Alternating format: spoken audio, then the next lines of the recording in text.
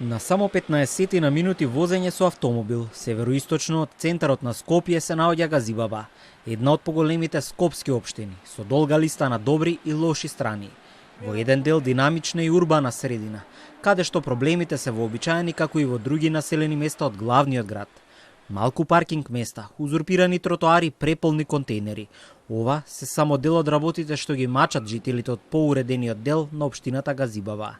Јас живеам Керамидница, меѓутоа улицата каде што живеам јас, Дојрана, десно едносмерната према Изге, тоа е катастрофа да ви кажам.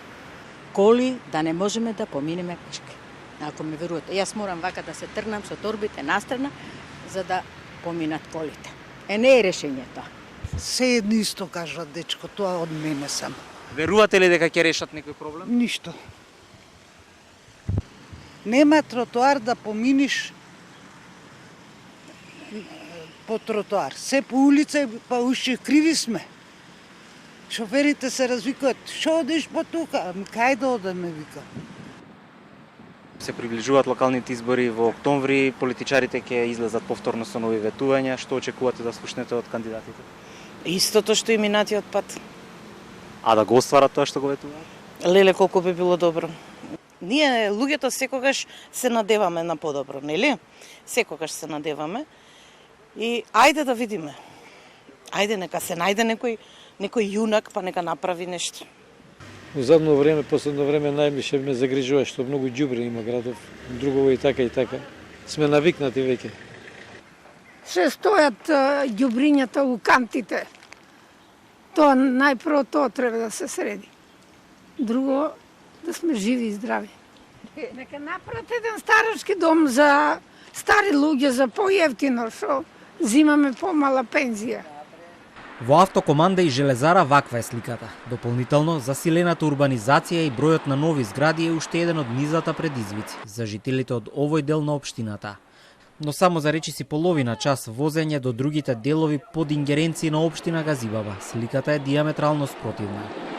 Нови локални избори, нови ветувања од политичарите.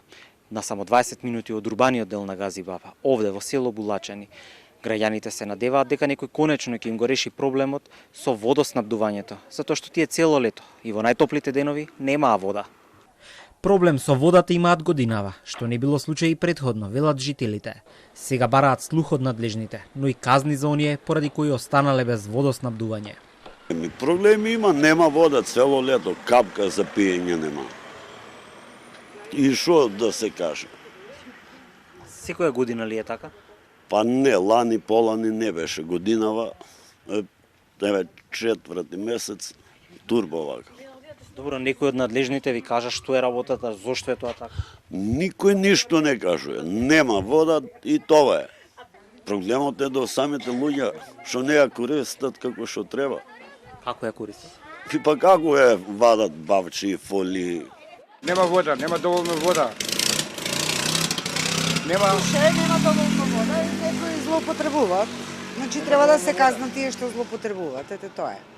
Во последниот период особено е актуелна темата и со индустриското загадување. Бројни граѓански иницијативи алармираа за загадениот воздух во индустрискиот дел од општината и побараа засилени контроли врз фабриките.